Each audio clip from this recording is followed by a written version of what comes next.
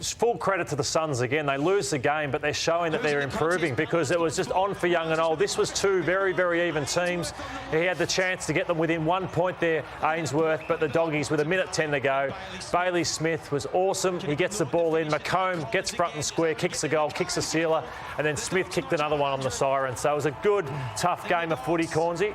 And the Dogs have responded and got 2 wins in a row the last 2 weeks. Yeah, and one of the reasons is because of Bailey Smith. So don't worry about the 400,000 Instagram followers, TJ. Don't worry about the long flowing mullet. Just worry about his football, because this guy can seriously play. And I've noticed something that he's doing that is better than any other midfield. So he's not getting sucked into the honeypot of going for the footy in there. He's got the best ability to hold his width. He is on Rao there, who gave him goal side. Number 2 in the competition for inside 50s. Number 10, top 10 in the competition for score involvements. And then there's this. So there's the inside and then there's the outside. He's working harder than any other midfielder in the game right now, and I just reckon he's got a really nice balance about what he's doing. I think he can clean up his ball use if there's one area that you would identify, albeit I thought he used it pretty well. So this is what I'm talking about. Does not get sucked in. Rankin, sucked in. He holds his width out. Yep, that's a poor kick, but look at his follow-up work. Look at his work rate and his ability to follow up 1, 2, 3 contest. Bailey Smith, his speed, his carry has been unbelievable. So I just want to show a couple more like this. Once again, it's going to be on repeat, but just his work rate against Noah Anderson. So I reckon Rao, who had 8 touches yesterday, is going to look at a game against Bailey Smith and go, I've got a fair bit to work on with my outside work and the way that I cover the ground. This is the last one. This is what I mean. Does not get sucked in. Rankin, sucked in. Smith will hold his width. Look where the ball falls. Straight to Bailey Smith. He's a star. Another 34 touches yesterday. I'll ask you, Kane, does that make him taggable because he doesn't go the inside ball? So if you're coming up against the Bulldogs, normally it's Bont you'd go to, Bont playing more forward. Is it time to tag Bailey Smith with an outside runner? He's taggable, but you'd want to have your running shoes on, because he'll absolutely run you into the ground. Why haven't they? On Monday, we discussed him, Kane, and Damo, in another show Damo and I do, where Damo is a wonderful host too, so don't forget about Damo either in this. Hang on, sorry. Do not forget about him. So are you not advocating him? I'm just saying, he's sort of, I reckon, a long dark odds, horse. But he shouldn't underestimate our man down the end there. Okay. DJ. All right. I'd be even more comfortable if he said. But I said, mate, why don't they tag him? He's doing it every week, Bailey Smith, but why haven't they done it yet? I think he's got good versatility, Lordo, because he can play half forward and come up, he can play wing, or he can go inside. Another key contributor from a Bulldogs perspective, TJ, was Aaron Naughton. 3 goals in the first half, none in the second half. But post-match, Luke Beveridge highlighted something that he clearly wanted the footy world to pay attention to. Yeah, I've got to be really careful here.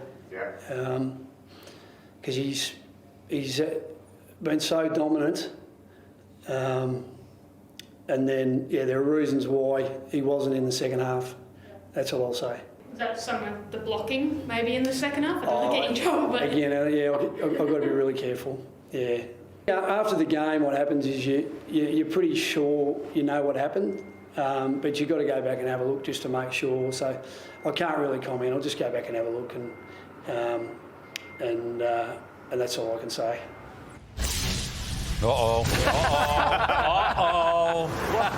Well, you got to be really careful. You don't want to go into detail. So why put it on the radar? Because people like us will go, what are you talking about? So I went back and had a look at the vision. Clearly, I think he's talking about umpiring or the treatment of Aaron Naughton. This is against Collins, but nothing in the contest that I've seen says that he was treated unfairly yesterday from an umpire. So is that what Luke Beveridge is talking about, or is he talking about something different?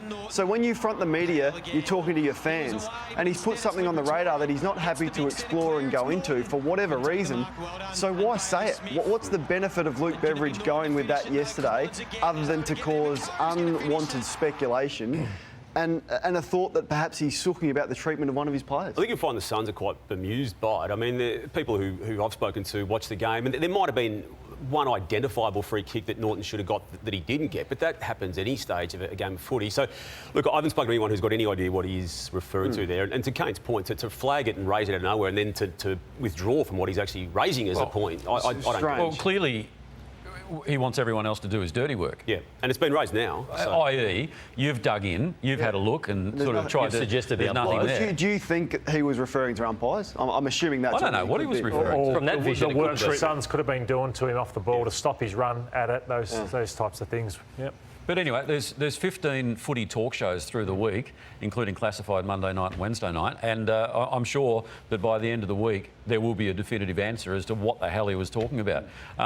If there's not, you would hope that when Bevo faces the media at his scheduled media conference this week, he's had time to look at it and actually comes clean with what he's talking about. Just clarify it for everyone, yeah. Yeah, I would have thought so. Because what it's done is sort of removed the attention from what was a really good win. Caleb Daniel will talk to us a little later on about that win.